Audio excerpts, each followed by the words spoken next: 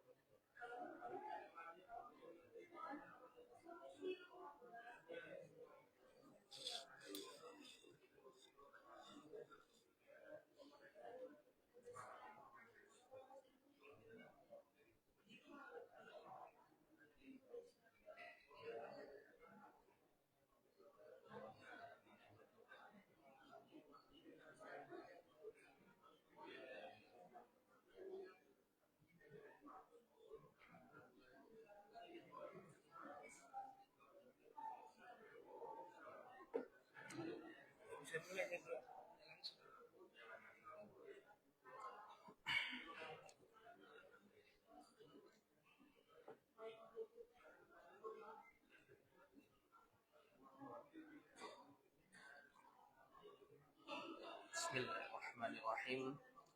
Assalamualaikum warahmatullahi wabarakatuh.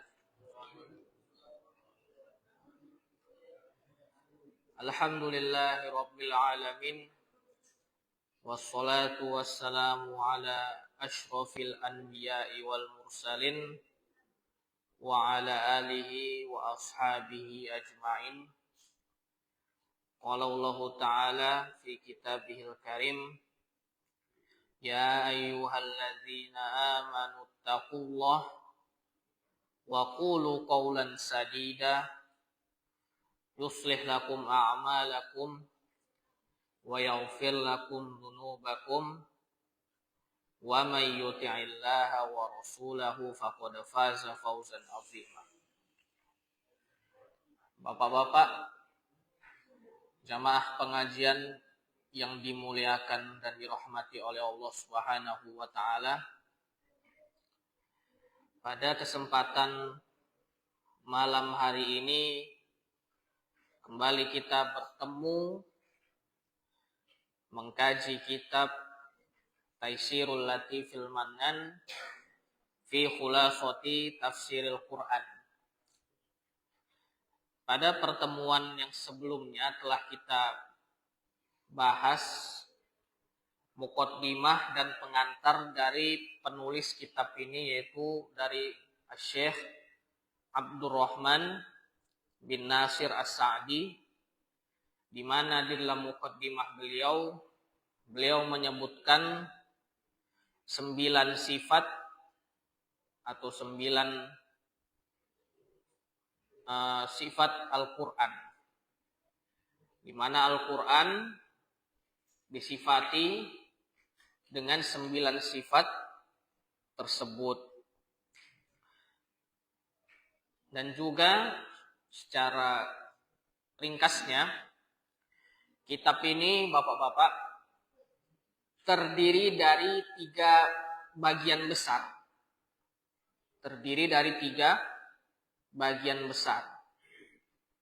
Sebagaimana Al-Quran juga terdiri dari 3 tema yang besar pula. Al-Quran terdiri dari yang pertama temanya tauhid. Akidah. Itu tema Al-Quran yang pertama. Jadi sepertiga Al-Quran itu membahas perkara tauhid. Bagaimana kita mentauhidkan Allah Subhanahu wa ta'ala. Dan menjauhi apa yang menjadi lawannya, yaitu kesyirikan.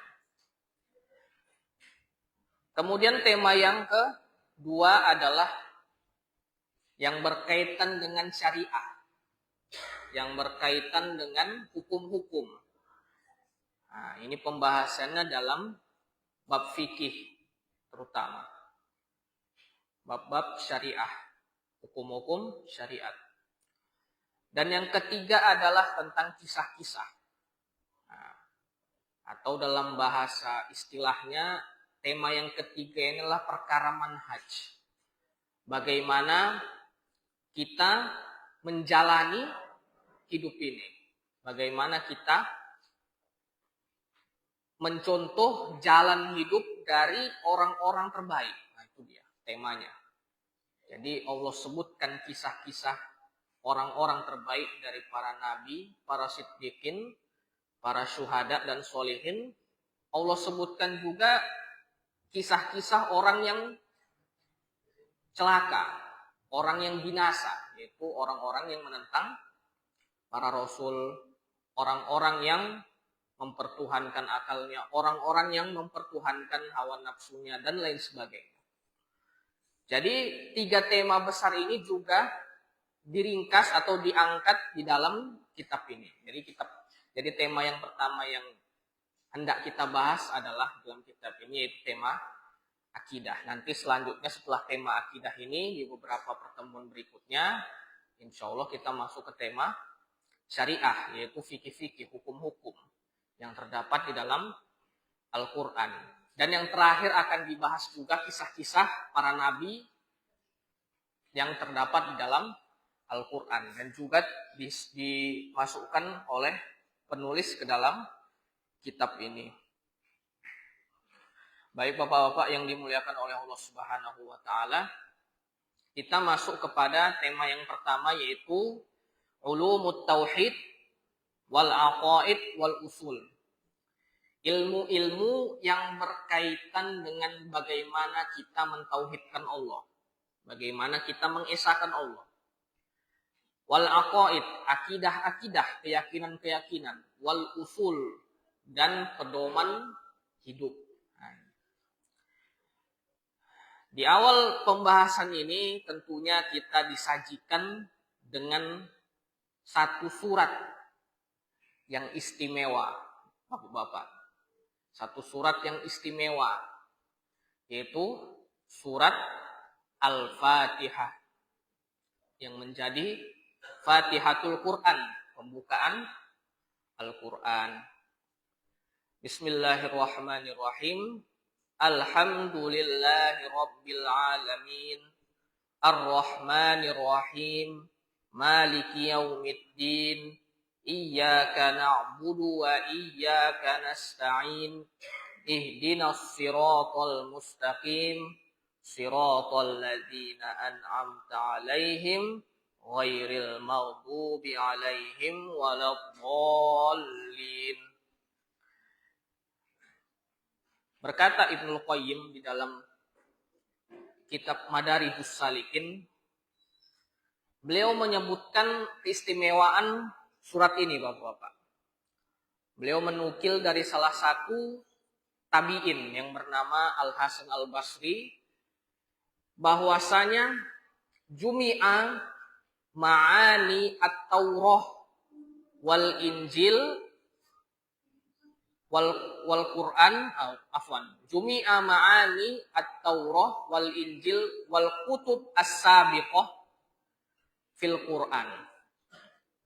Dikumpulkan makna-makna, ilmu-ilmu dan pembahasan-pembahasan yang terdapat dalam kitab-kitab sebelumnya, yaitu Al-Quran, yaitu Taurat, Injil, dan Zabur, dan lain sebagainya itu ke dalam Al-Quran. Nah, jadi ilmu-ilmu dalam kitab sebelumnya itu sudah terdapat dalam Al-Quran. Ringkasannya dalam Al-Quran. Intisarinya di dalam Al-Quran. Wa jumi'a ma'ani fil Quran, ma'anil Quran fi al-mufassal.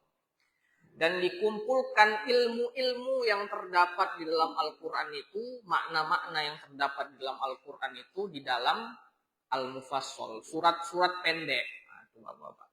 Juz 30 itu kita anggap sebagai ringkasan dari Al-Quran. Itu dia. Intisari Al-Quran itu banyak kita temukan di Juz 30. Jadi meskipun ayatnya pendek-pendek, nampak remeh, tapi itu masuk ke dalamnya khulasoh atau ringkasan dari Al-Quran. Wa jumi'a ma'anil mufassal fil Fatihah. Dan diringkaskan lagi, dikumpulkan lagi makna-makna yang terdapat dalam surat-surat pendek itu ke dalam Al-Fatihah. Jadi surat-surat pendek yang juz 30 itu Pak, juz 29 dan lain sebagainya itu diringkas lagi maknanya ke dalam 7 ayat di dalam surah Al-Fatihah.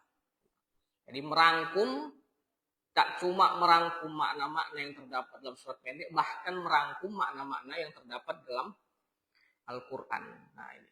Dan wajumi'a ma'anil Fatihah fi iyyaka na'budu wa iyyaka nasta'in. Dan dikumpulkan, diintisarikan lagi makna-makna yang terdapat dalam Al-Fatihah itu ke dalam satu ayatnya, yaitu iyyaka na'budu wa iyyaka nasta'in. Itu pentingnya Al-Fatihah ini, Pak. Pedoman hidup kita seluruhnya diambil dari 7 ayat pendahuluan Al-Quran. Jadi ini apa? Ini antara hikmahnya juga kenapa di pendahuluan atau di muka Quran itu, di bagian depan Quran itu ditaruh surat Al-Fatihah yang pendek 7 ayat ini, Pak. Karena Allah sudah tahu kalau kita itu malas baca Quran.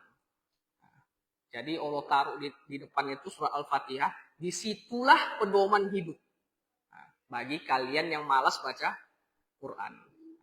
Kalian pahami, kalian dalami makna-makna yang terdapat dalam Al-Fatihah itu, tahulah kalian petunjuk.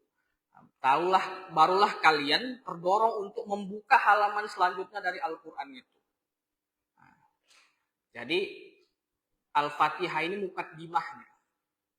Penggerak kita agar mengetahui lebih dalam makna agama kita ini, Bapak-Bapak. Jadi bukan cuma sekedar surat yang kita baca pagi petang di dalam surat kita, ataupun cuma surat yang terletak di awal Al-Quran, tidak. Tapi maknanya bahkan lebih dalam dari hal tersebut.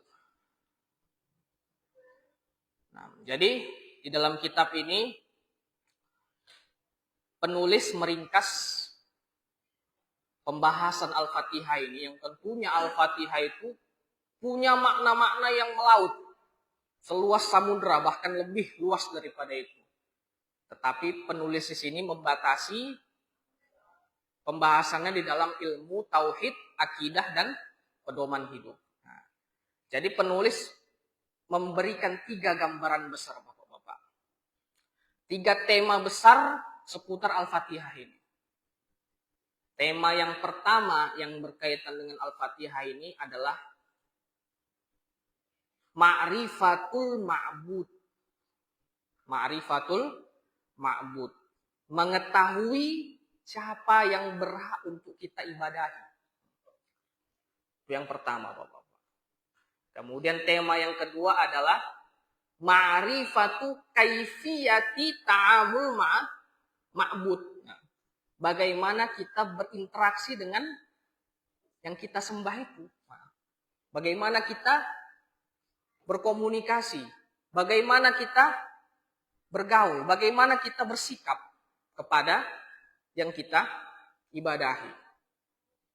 Nah, itu yang kedua. Dan tema yang ketiga adalah ma'rifatu makna al-hayah atau ma'rifatu ma'ani al-hayah. Mengetahui makna kehidupan ini apa, Bapak? Hidup ini buat apa? 3 tema besar ini tertuang di dalam surah Al-Fatihah. Nah, kita akan coba membahasnya dan membedahnya bersama-sama. Yang pertama adalah ma'rifatul ma'bud. Apa pentingnya kita mengetahui siapa yang hendak kita sembah? Kenapa tema ini penting, Bapak-bapak? Karena tabiat manusia itu hakikatnya adalah hamba. Mau kayak manapun dia tetap hamba. Dia tetap budak dari sesuatu. Maupun baik dia itu raja, baik dia itu penguasa, baik dia itu rakyat biasa. Semuanya itu hamba. Hamba kepada sesuatu. Sehingga dikatakan dalam Al-Quran, afara'aita man ittakhadha ilahahu hawa. Apakah kalian tidak lihat ada orang yang menjadikan Tuhannya itu adalah keinginannya. Tuhannya itu adalah keinginannya. Jadi keinginan kita itu, Pak, bisa menjadikan kita itu budak. Budak dari keinginan kita. Kita pingin apa? Nah, terikatlah hati kita ke situ. Nah, dikatakan pula di dalam hadis, Ta'isa abdud dinar wa ta'isa abdud dirham. Nah, Rasulullah mengatakan, celaka hamba-hamba dinar. Nah, dinar itu mata uang, Pak. Nah, kalau kita di Indonesia ini celaka penghamba rupiah. Gitu. Nah, rupiah dipuja-puja, dikejar-kejar sampai lupa hakikat kehidupan.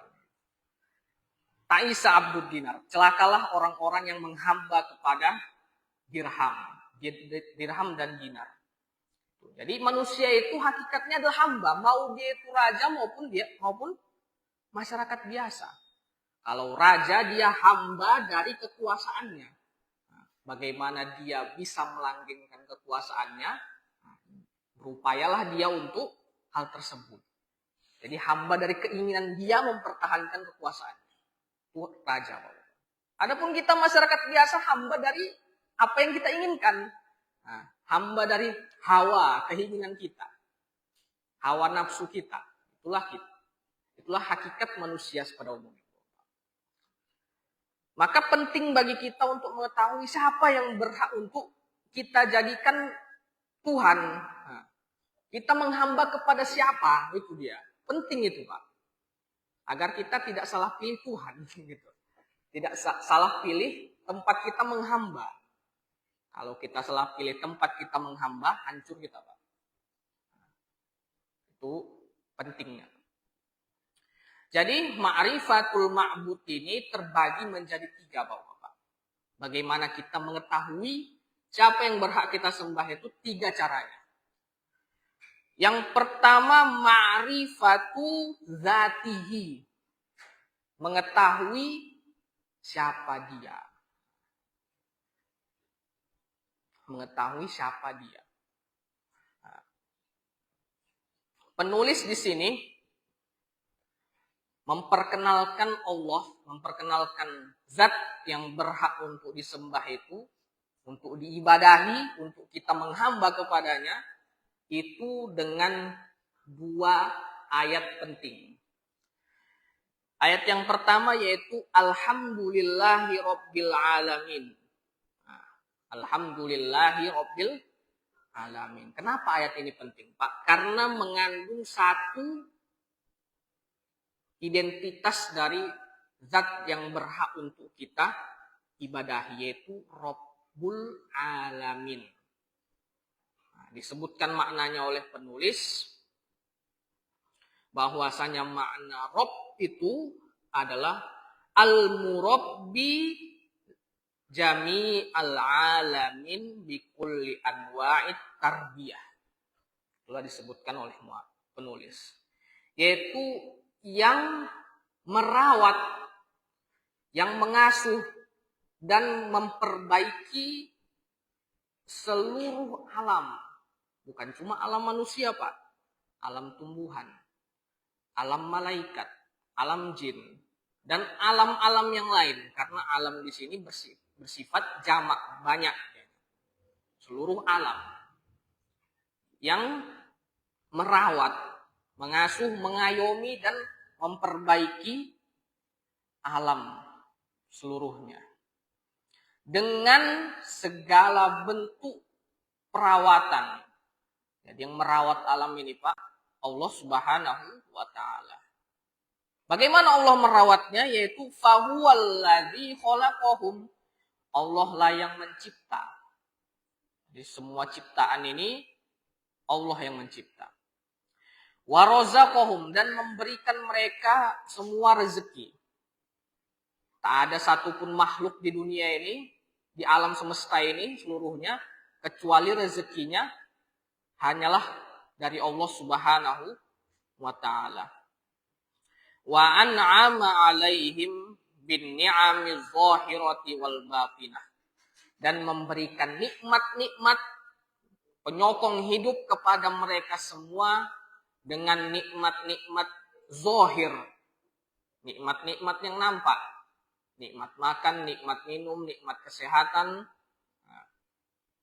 ataupun nikmat yang batin berupa keimanan, keislaman, dan juga perawatan atas iman dan Islam. Itulah nikmat batin. Jadi Bapak-bapak, itulah makna dari Rob tadi. Jadi zat yang menciptakan kita, yang memberi rezeki kepada kita, dan yang memberi kita nikmat baik zahir maupun batin, itulah zat yang pantas untuk kita ibadahi. Ya, cari Pak di alam ini. Kok dulu ada istilah orang-orang yang mulhid, yang menyimpang dari fitrahnya, itu katanya mau mencari Tuhan dia. Zaman-zaman dulu itu Pak, tahun 70-an, 80-an muncul gerakan ilhad namanya, gerakan ateisme. Jadi mereka mencari di mana letak Tuhan itu. Siapa Tuhannya itu? Padahal sudah dikatakan oleh Allah itu di dalam pembukaan Al-Quran sendiri, Rabbul Alamin. Dialah yang mencipta, dia yang mengatur, dia yang memberi rezeki, dia yang memberi nikmat seluruhnya kepada seluruh makhluk.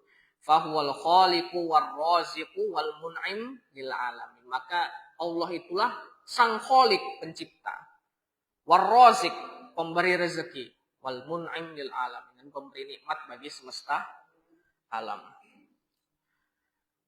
Itu yang pertama, Pak. Allah, siapakah yang berhak kita sembah? Yaitu yang Rabbul Alamin. Yang kedua adalah Maliki Yaumiddin, pemilik hari berbangkit atau hari pembalasan. Disebutkan oleh Syekh Abdurrahman bin Nasir As-Sa'di, Al-Maliku huwa manittasofa bisifatil azimah al-kamilah allati yatahaqqaq biha al-mulk. Jadi Malik itu Pak, pemilik itu, Al-Malik, sang pemilik itu adalah dia yang disifati dengan sifat-sifat yang agung, yang maha agung, bukan cuma agung, yang maha agung. Al-kamilah, yang maha sempurna. Allati yatahaqqaq biha al-mulk, yang menegaskan kepemilikan secara mutlak. Nah, kalau kita Pak, milik kita belum tentu milik kita, gitu ya. Kita punya sesuatu belum tentu itu punya kita, karena pemilik sebenarnya itu Al-Malik, Maliki Yaumiddin, itulah pemilik yang mutlak, pemilik sebenarnya.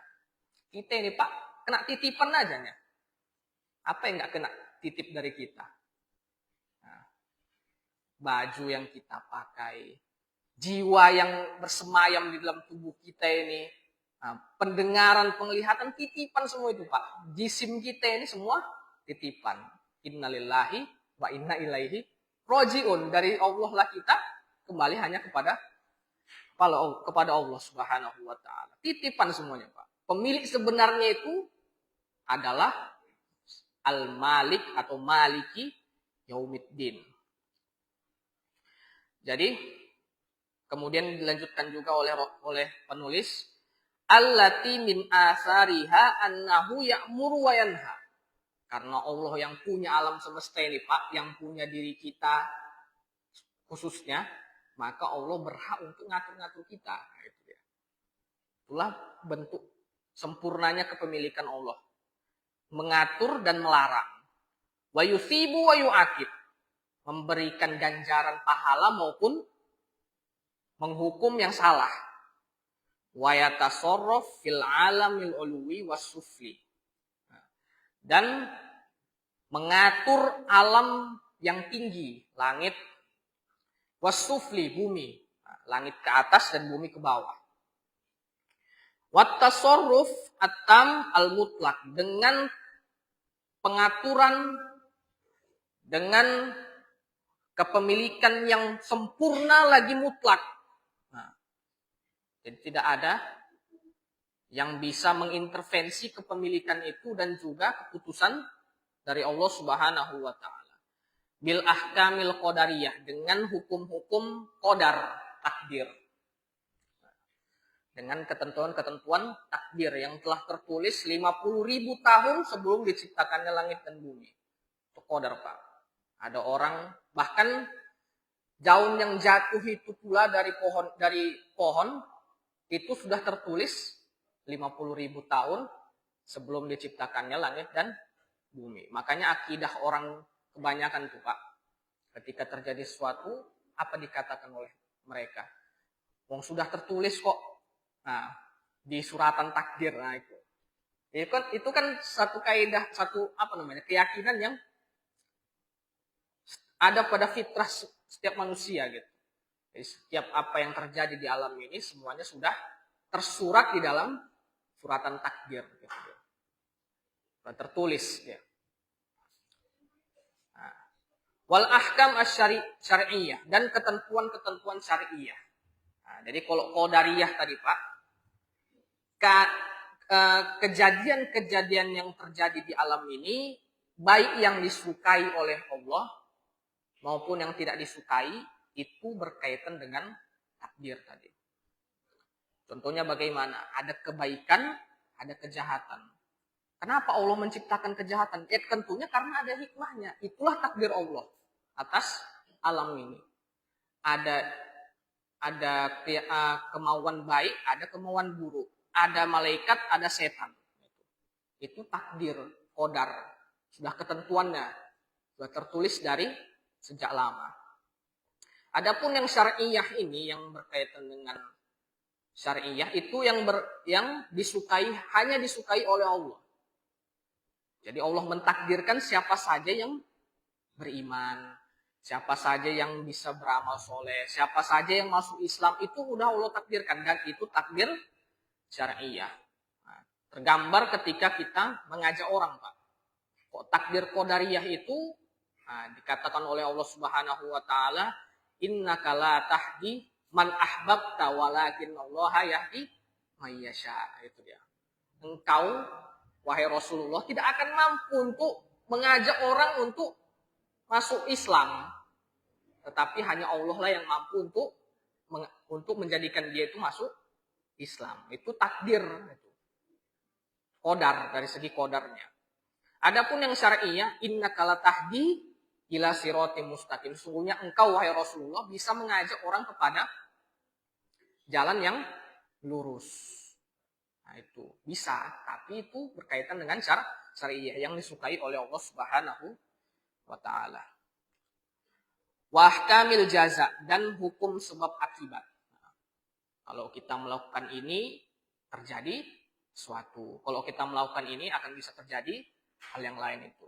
Ada sebab, ada akibat. Nah, ada aksi, ada reaksi gitu ya. Jadi pengaturan Allah Subhanahu wa taala ini ada 3, Pak. Yang pertama adalah pengaturan dengan hukum-hukum takdir.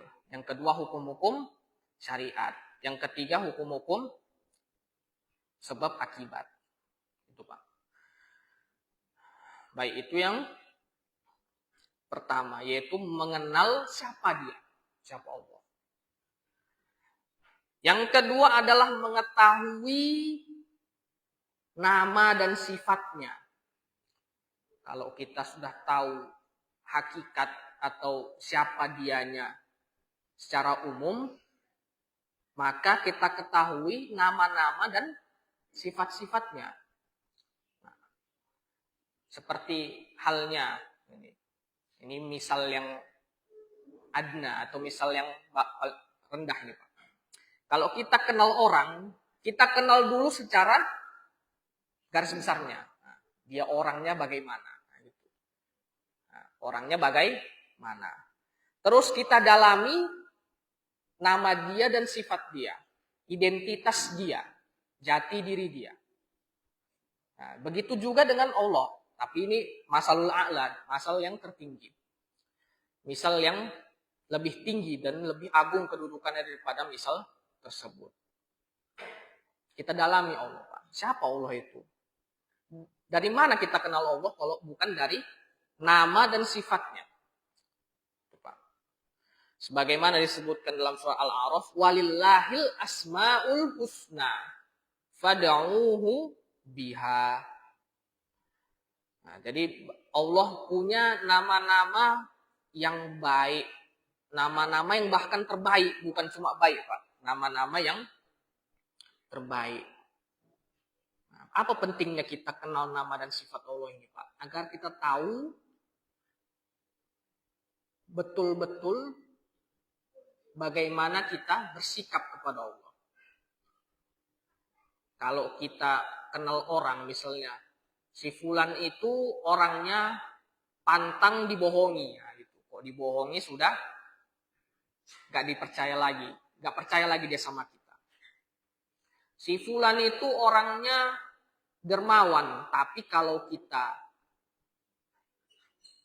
baik sama dia, nah gitu ya modelnya. Misalnya, nah, model-model orang itu kita ketahui dari identitas atau sifat-sifatnya.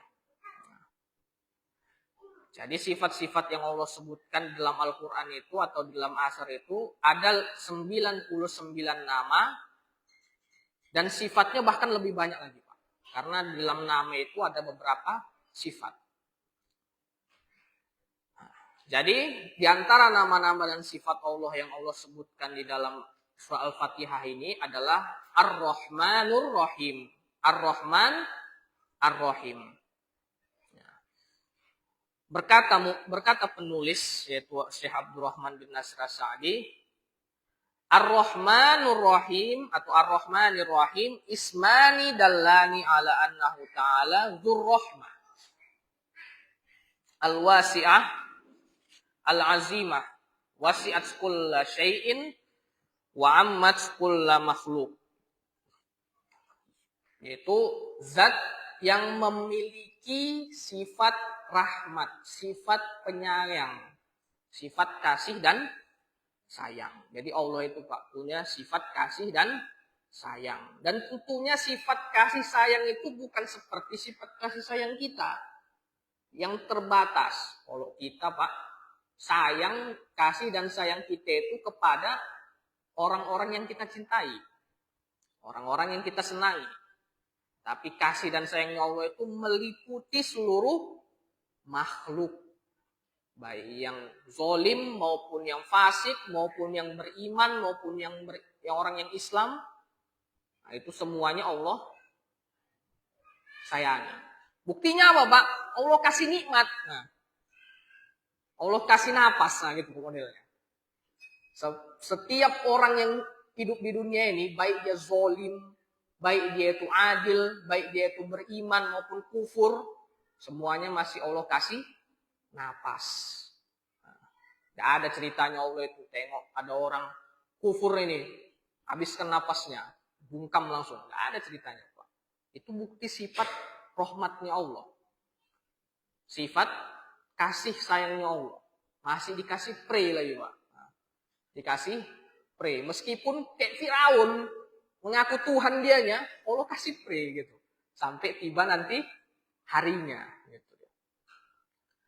Jadi Pak, di antara faedah yang bisa kita ambil dari situ, bahwasanya segala nikmat yang kita upayakan di dunia ini yang diberikan oleh Allah, dititipkan kepada kita, itu ada pertanggungjawabannya. Semuanya ditanya, dikasih napas untuk apa dipakai, dikasih nikmat makan untuk apa dipakai. Jadi gak cuma rezeki harta benda saja Pak yang dihisap nanti, tapi nikmat-nikmat itu juga gitu. Makanya kita ketika membahas fikih asma dan sifat Allah ini dalam sebenarnya pembahasannya Pak. Bahkan Syekh Abdul Razak bin Abdul Muhsin Al-Badr mengarang satu kitab khusus yang membahas tentang 99 sifat nama-nama dan sifat Allah itu. Berikut juga penerapannya di dalam kehidupan Pak. Itu penting itu Pak untuk kita telaah dan kita bahas bersama-sama. Kemudian dilanjutkan oleh penulis, wa katabar rahmatal kamilata lil muttaqin al muttabi'ina li anbiya'ihim wa rusulihim.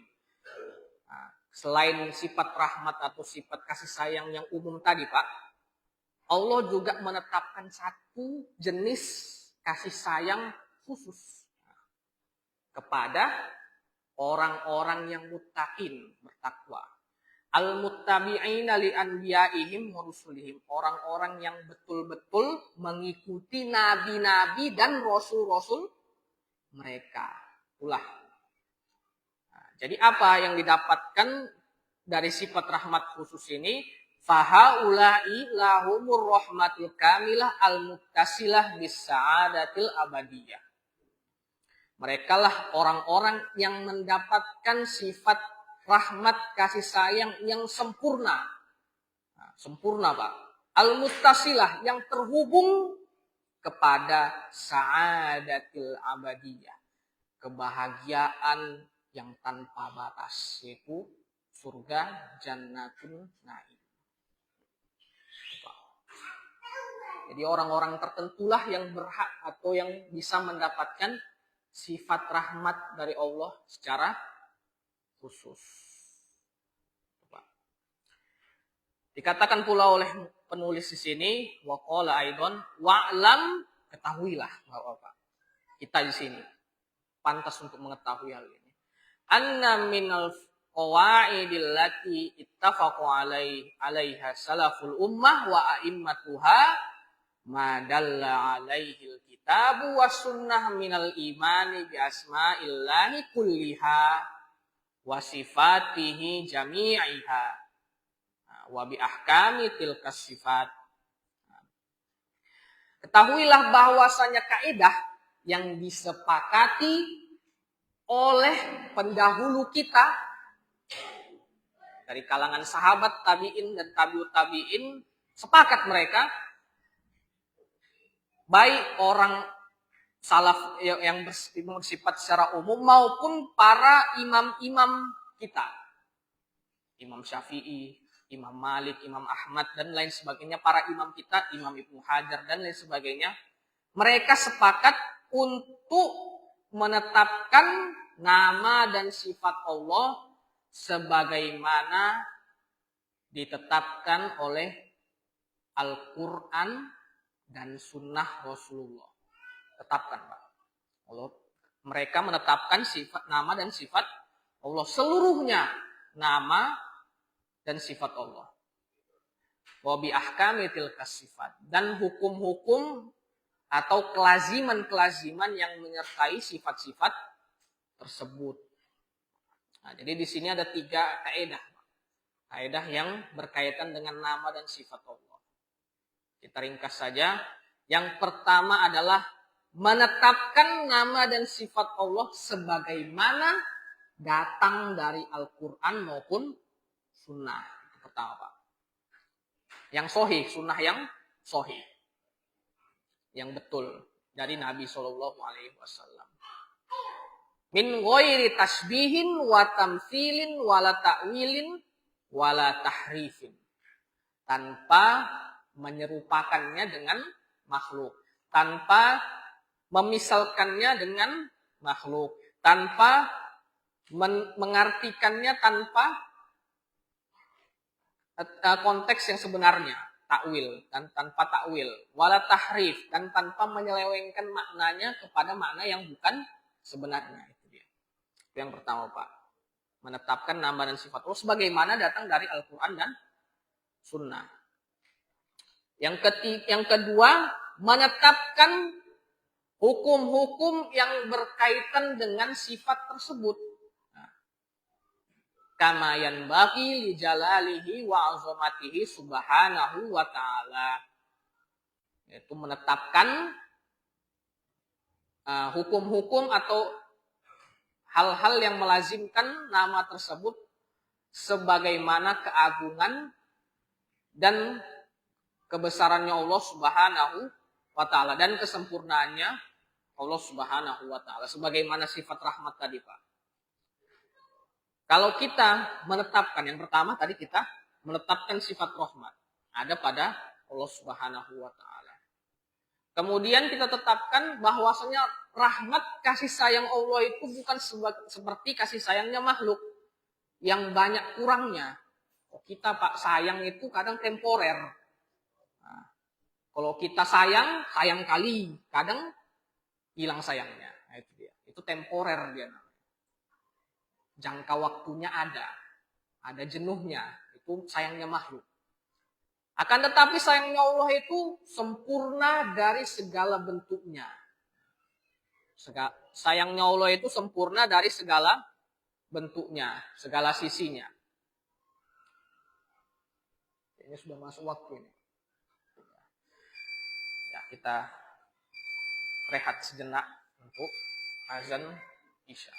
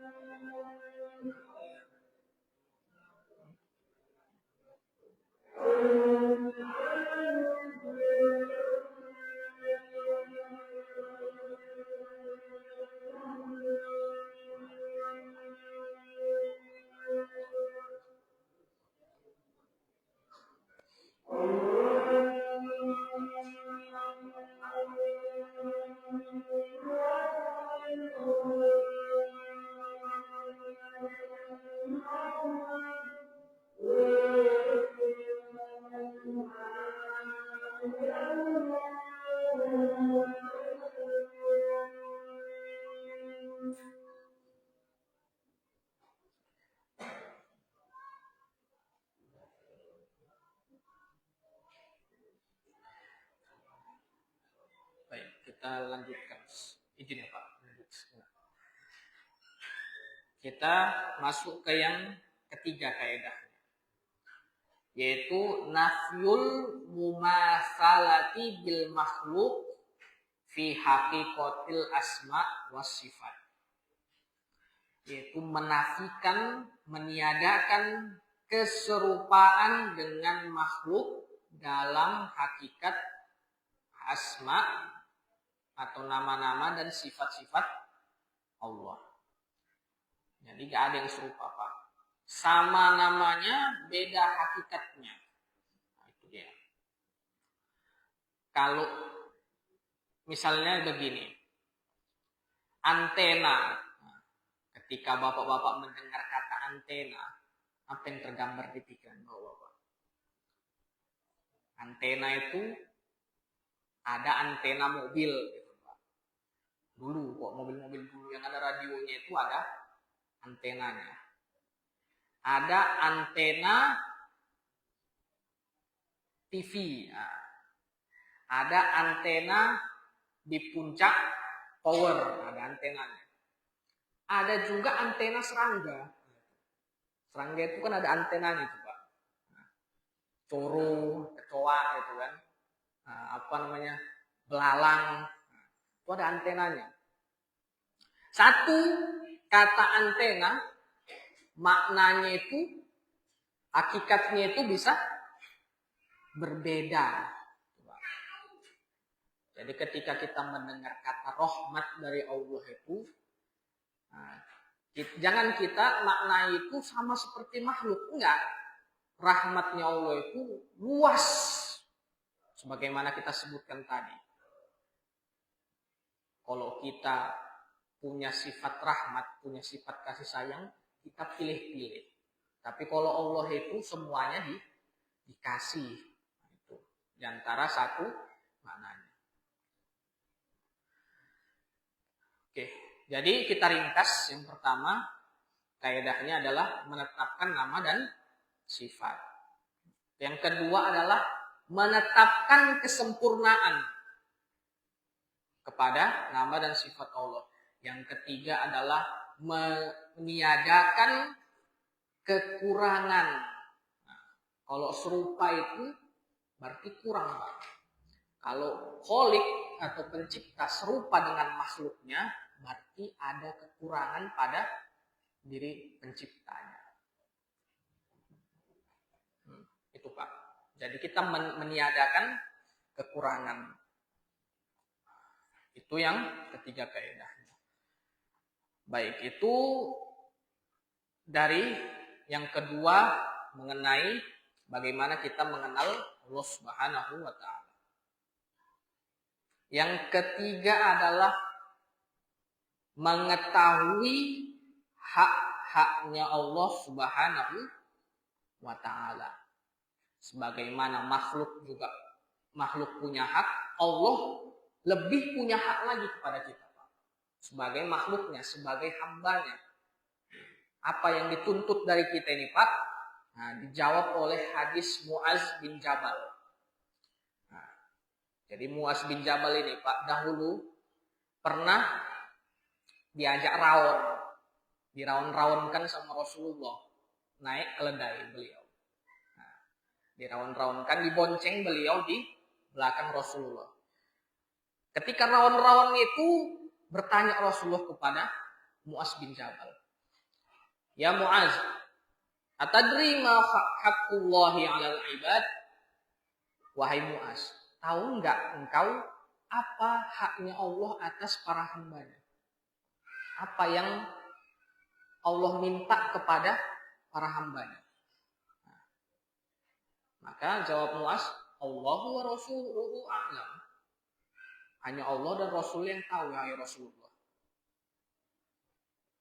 Maka Rasulullah pun menjawab, ayya'buduhu wa la yusyriku bihi syai'a. Yaitu dengan hanya beribadah kepadanya, kepada Allah Subhanahu wa taala, wala yusyriku bihi syai'a, dan jangan mensyarikatkan, jangan berbuat syirik terhadap Allah Subhanahu wa taala dengan sesuatu apapun. Syai'an di sini Pak maknanya secara umum. Mau itu makhluk, makhluk yang seperti tadi kita sebutkan di pembukaan, keinginan-keinginan kita itu syai'an di sini Pak. Masuk kepada sesuatu itu. Dirham dan dinar itu masuk kepada sesuatu itu. Nah, segala keinginan kita apabila itu membuat kita terlepas dari haknya Allah, menjalankan haknya Allah, itulah namanya syirik. Wa hadhil huquq bayyanaha Syekh Abdul Rahman bin Nasir As-Sa'di fi tafsiri di kalimati Allah. Dan hak-haknya Allah ini disebutkan oleh penulis dan dijabarkan di dalam tafsir beliau atas kata Allah. Nah, jadi alhamdulillah atau bismillahirrahmanirrahim tafsirnya adalah Allah huwal ma'luhu al-mustahiqqu li ifradihi. Jadi Allah itu adalah sesembahan, adalah yang paling berhak untuk kita ibadahi, adalah zat yang paling berhak untuk kita ibadahi dan kita sendirikan, kita khususkan peribadatan kepadanya. Bil mahabbah dengan rasa cinta, wal khauf dengan rasa takut, war roja dengan rasa harap, wa anwa'il ibadati kulliha, dan dengan segala macam bentuk ibadah lainnya. Kenapa kita mengkhususkan Allah Subhanahu wa taala dalam ibadah kita? Limat tasofa bihi min sifatil kamal. Karena Allah itu bersifat atau memiliki sifat-sifat yang sempurna. Ini Pak. Kenapa kita Allah yang paling berhak untuk kita ibadahi? Karena Allah itu paling sempurna Pak, dari segi apapun. Hanya kepada Allah lah hanya kita beribadah. Karena Allah yang paling sempurna dari segala sisi. Limat tasofa min sifatil kamal. Wahiyallati tad'ul khalqa ila ibadatihi wa ta'alluh lah. Dan sifat-sifat itulah yang mengajak, yang menyeru makhluk untuk hanya beribadah kepadanya. Apa yang kita ibadahi, apa yang kita pertuhankan di dunia ini Pak, kalau dia tak sempurna, bukan Tuhan namanya. Hamba dirham dan dinar, runtuh harga rupiah, hancur Pak, apabila orang hanya mengejar rupiah. Apabila orang hanya mengejar keduniaan, dunia itu pun akan habis juga masanya. Ada orang yang gila-gilaan beli tanaman. Saat tanaman harganya meroket, dia gila-gilaan memburunya. Sampai lupa segalanya. Suatu saat tanaman itu pun hancur juga harganya. Kembali seperti tanaman-tanaman biasa. Ada juga orang yang memburu batu akik. Nah, coba. Sampai gila-gilaan numpuk-numpuk batu akik di rumah. Sampai nyari-nyari ke sungai. Ada batu, dipoles-poles jadi batu akik. Sampai gila-gilaan Pak. Sampai lupa segalanya. Itulah orang yang menjadikan ilahu hawahu. Orang yang menjadikan sesuatu itu sebagai Tuhannya. Keinginan dia adalah Tuhannya. lupa segalanya gara-gara batu aki itu, Pak. Tiba-tiba suatu saat hancur harga batu aki itu, Pak. Nah, jadi gak ada bedanya antara batu kali itu, batu sungai itu dengan batu aki yang dipunya dia. Sama semua harganya. Yang dulu dibeli per biji atau per buah, malah sekarang dibeli per kilo atau per karung gitu. Gak ada harganya. Ya, orang-orang yang menjadikan ilah kesembahan selain Allah itu, suatu saat dia akan menemukan kehancuran terhadap sosok atau terhadap sesuatu yang dipertuhankannya selain Allah. Itu sudah hukum itu, Pak. Ketetapan dari Allah itu. Seperti Fir'aun yang mempertuhankan kekuasaannya. Hingga akhirnya kekuasaannya itu hilang ditelan Laut Merah. Hancur dirinya. Dia menyombongkan fisiknya yang kuat. Hancur ditelan laut. Ada juga Korun yang mempertuhankan hartanya. Ditenggelamkan berikut hartanya. Hancur dia. Mempertuhankan selain Allah. Kemudian dasar dari ibadah tadi ada 3, Pak. Dasar kita beribadah itu ada 3. Dasar kita menghamba itu ada 3. Yang pertama cinta.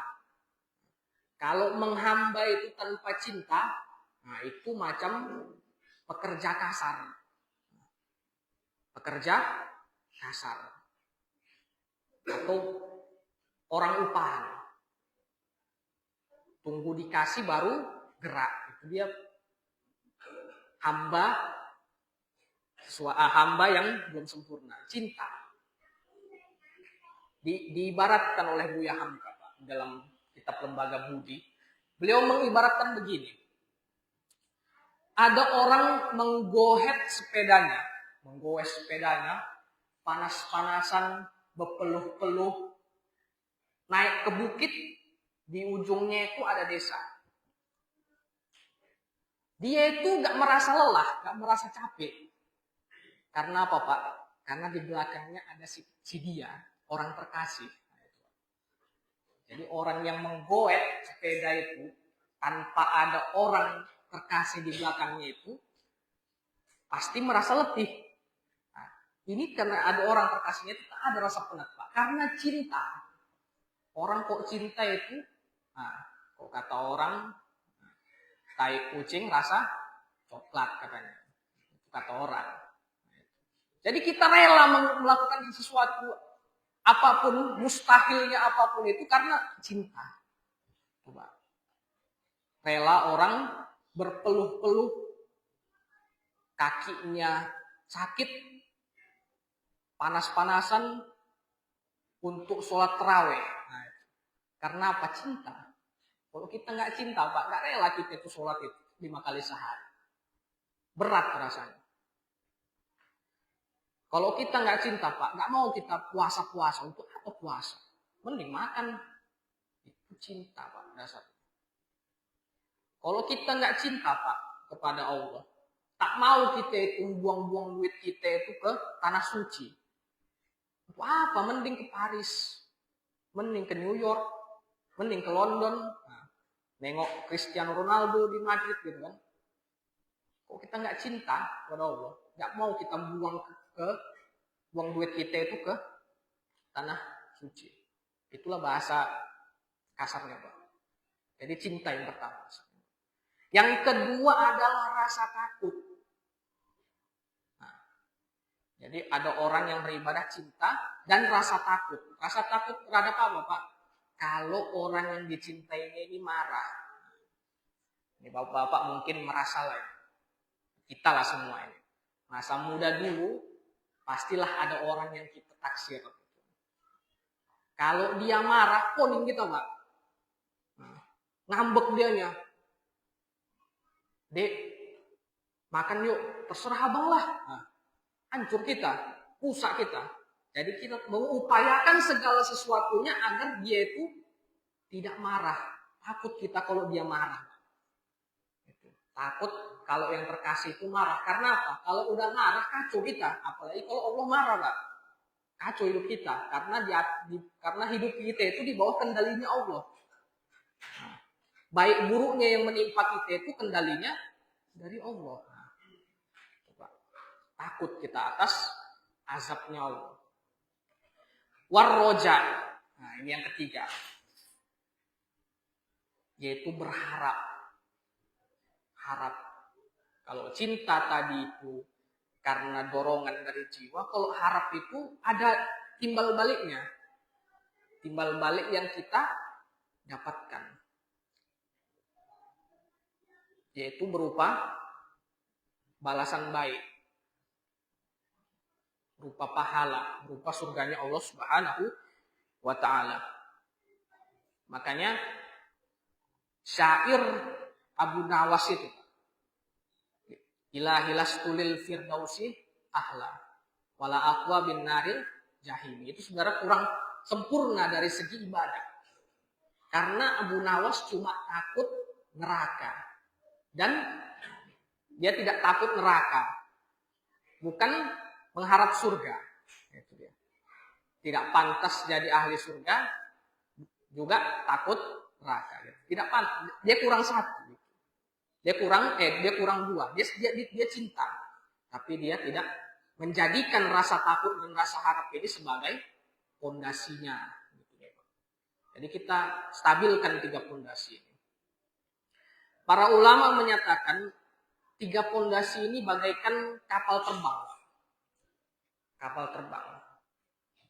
Cinta itu pusat kendali. Nah, itulah pilot itu, Pak. Kopilotnya yang di depan, yang di kepala itu. Itulah cinta. Sayapnya adalah rasa takut dan rasa harap. Kalau pilot ada, pesawat pun sempurna, nah, terbanglah dia, Pak, mendarat dengan selamat. Kalau pilotnya ada, tapi sayapnya patah satu, alamat jatuh ke tempat yang tak tentu itu. Atau sayapnya berfungsi tapi tak ada pengendalinya. Enggak jalan pesawat itu. Takut dan harap tapi tak ada cinta. Ya udah, lewat-lewat begitu saja lah. Gitu. Jadi 3 pondasi ibadah ini, Pak. Rasa cinta, rasa takut dan rasa harap. Mungkin itu saja kita lanjutkan insya Allah di pertemuan yang akan datang. Karena insya Allah banyak pembahasan tentang surat Al-Fatihah ini. Mungkin ada yang mau ditanyakan, Pak? Atau kalau tidak ada kita ya silakan. Ya, benar.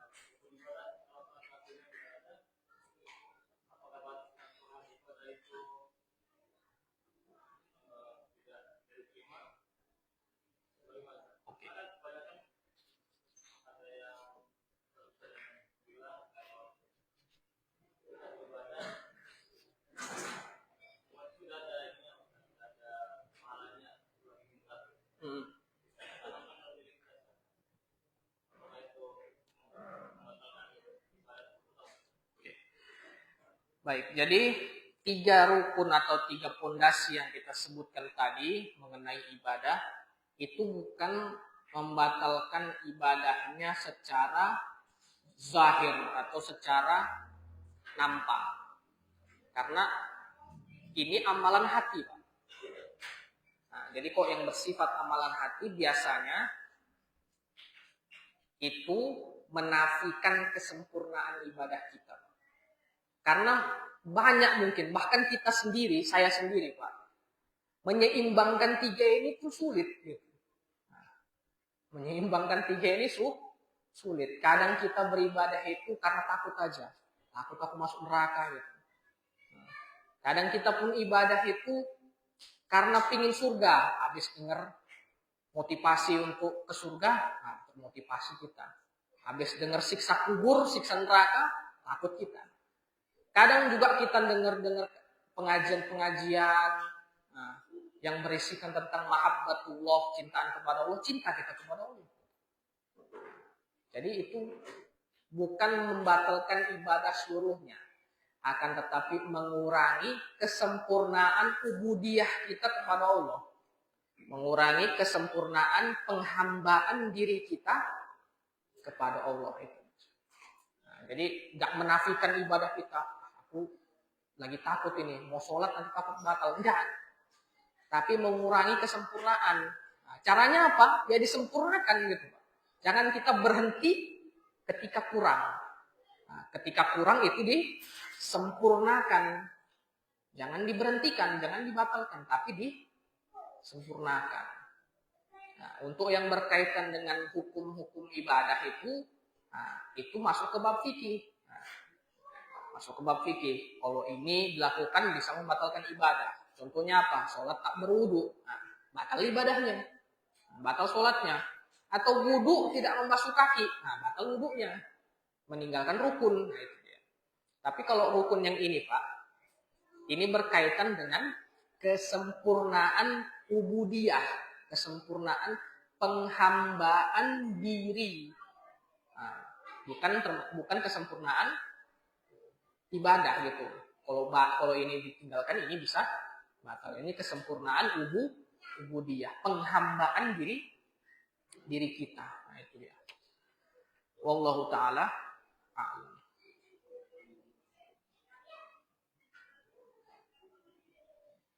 Baik, mungkin itu aja ya Pak. Kita cukupkan pertemuan kali ini. Insya Allah akan kita lanjutkan di pertemuan yang akan datang mengenai bagaimana kita bermuamalah, bagaimana kita bersikap kepada Allah Subhanahu wa taala dan apa tujuan dan makna hidup kita di dunia ini. Wassallallahu ala nabiyina Muhammadin wa ala alihi washabihi ajmain. Subhanakallahumma wa bihamdika asyhadu an la ilaha illa anta astaghfiruka wa atubu ilaik. Wassalamualaikum warahmatullahi wabarakatuh.